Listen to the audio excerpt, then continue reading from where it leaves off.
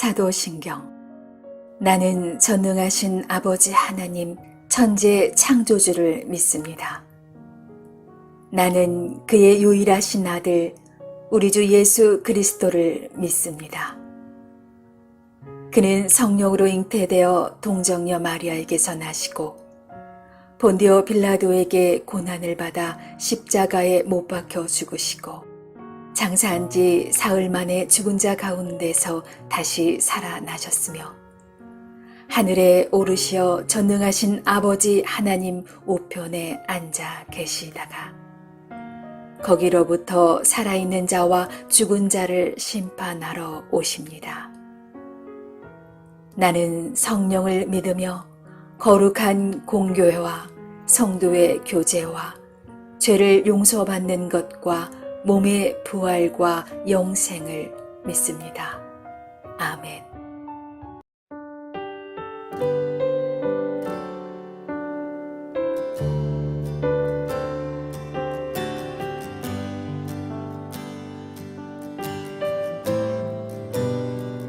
나의 주님께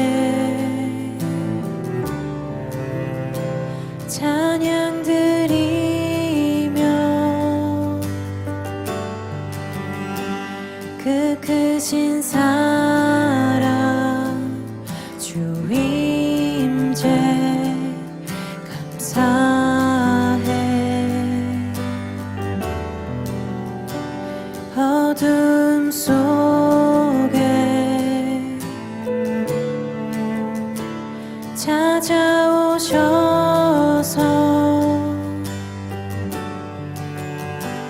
주님의 영광 보게 하시네. 의심하는 나를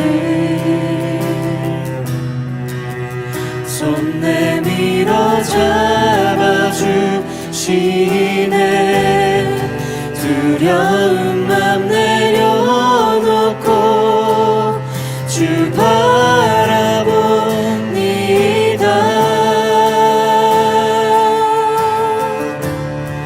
주님을 보게 하소서.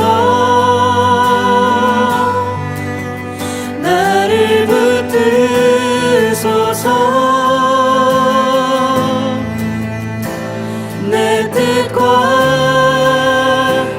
내 생각 내려놓고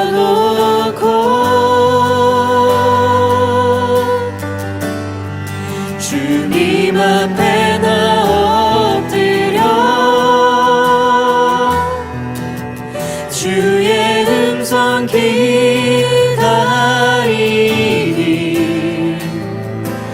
나를 부르실 때 믿음으로 걸어가리.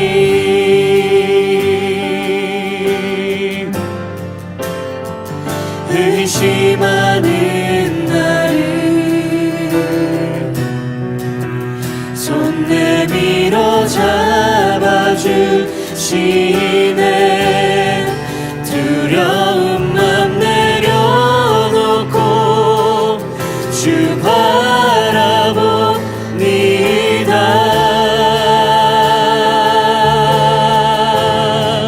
주님을 보게 하소서.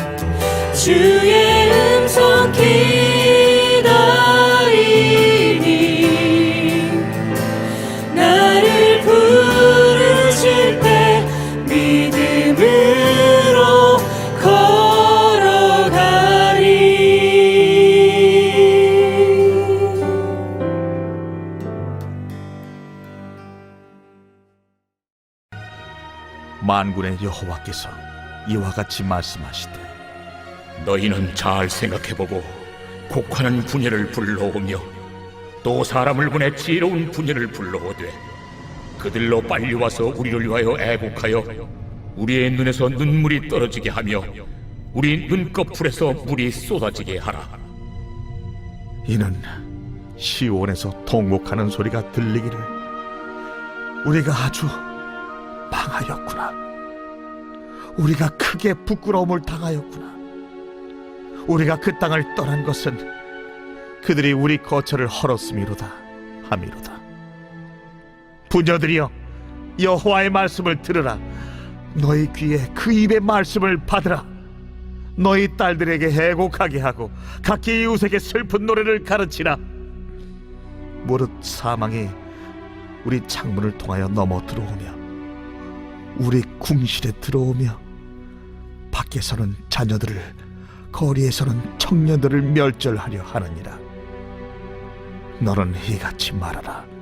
여호와의 말씀에 사람의 시체가 분토같이 들에 떨어질 것이며 추수하는 자의 뒤에 버려져 거두지 못한 곡식단같이 되리라. 지혜로운 자는 그의 지혜를 자랑하지 말라. 용사는 그의 용맹을 자랑하지 말라. 부자는 그의 부함을 자랑하지 말라. 자랑하는 자는 이것으로 자랑할지니 곧 명철하여 나를 아는 것과 나 여호와는 사랑과 정의와 공의를 땅에 행하는 자인 줄 깨닫는 것이라. 나는 이 일을 기뻐하노라. 여호와의 말씀이니라. 보라, 날이 이르면 할례받은 자와 할례받지 못한 자를 내가 다 벌하리니 곧 애굽과 유다와 에돔과 암몬 자손과 모압과 및 광야에 살면서 살적을 깎은 자들에게라. 무릇 모든 민족은 할례를 받지 못하였고 이스라엘은 마음의 할례를 받지 못하였느니라 하셨느니라.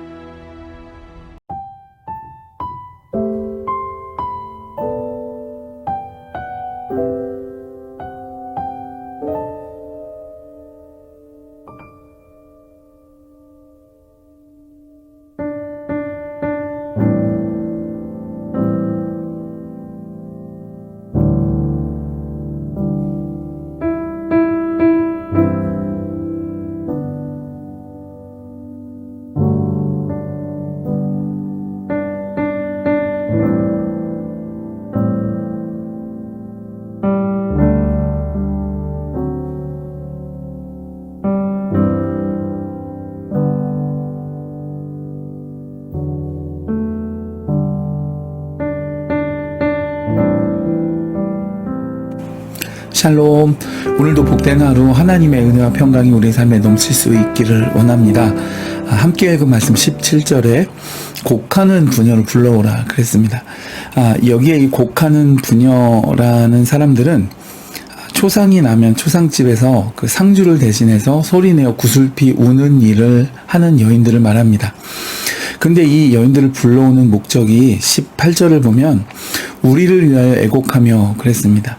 즉 유다 백성을 위해 슬피 울도록 하기 위한 것이었습니다. 특별히 이 애가라는 말은 조가를 뜻하는 히브리 단어와 병행하여 사용되어지기도 합니다. 즉 사람이 죽었을 때 부르는 노래가 되어집니다. 그러면 이 말을 다시 한번 이제 이 구절을 살피자면 우리가 죽게 되었으니 우리 장례식에서 우리 죽음을 위해 슬피 울 여인들을 구해오라 라는 뜻이 되어집니다. 그런데 놀라운 것은 이 애가의 내용입니다. 19절을 보면 우리가 망하였구나, 크게 부끄러움을 당하였구나, 우리가 거처를 잃고 쫓겨났구나 그랬습니다. 그러니까 유다 백성이 패망과 파멸을 당해서 죽임당하는 것을 슬퍼하는 내용이었습니다. 그런 애가를 부를 사람들을 구해오라는 것이었습니다. 그런데 더 놀라운 것은 그러니까 자신들이 패망하고 자신들이 도륙을 당하고 자신들이 파멸에 이르는데 그 당사자인 그 자신들이 직접 울지 아니하고 왜 다른 사람으로 하여금 대신 울 수 있도록 슬피 울 사람을 불러오라 라고 말하는 것일까요? 그것은 이 유다 백성들은 울 줄 모르기 때문이라 그랬습니다. 즉 아직도 깨닫지 못하고 있었다는 것입니다. 그래서 이들을 위해 울어줄 다른 사람을 좀 불러라 라고 말한 것이었습니다. 예레미야 선지자가 하나님의 경고를 대언하여도 눈앞에 심판이 임박해서 북방에서 끓는 가마가 기울어져 있어도 곧 쏟아질 것처럼 하고 있어도 죄로 인해 눈과 마음이 어두워진 그들은 자신들이 처한 상을 깨닫지 못하고 있었던 것입니다. 그래서 슬퍼해야 되는데 울 줄 모르고 슬퍼하지 않으니까 대신 울어줄 사람을 데려오라 라고 말씀한 것이었습니다.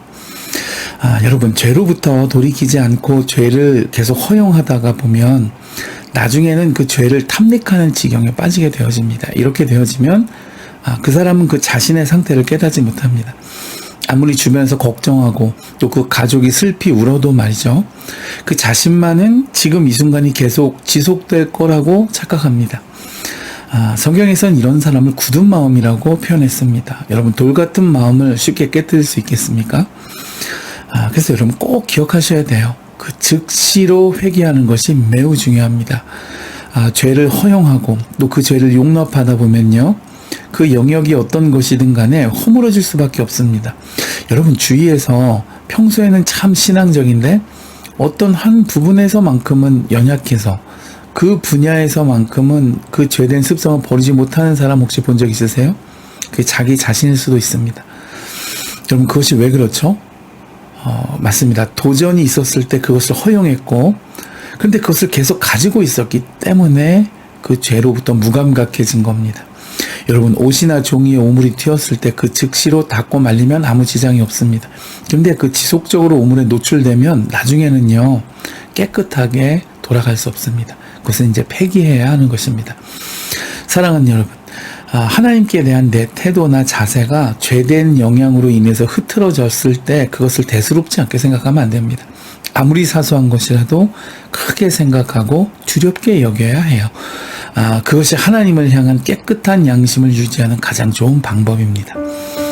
여러분, 우리 삶에서 죄를 설렁설렁 허용하다 보면요, 오늘 유다 백성처럼 깨닫지 못하는 지경에 떨어질 수 있습니다. 사랑하는 여러분, 오늘 하루 삶에서 작은 불신앙의 요소처럼 여겨지는 것일지라도 크게 여기고 그 즉시로 돌이킬 수 있는 깨끗한 심령을 유지하시는 복된 성도 되실 수 있기를 주님의 이름으로 축복해 드립니다.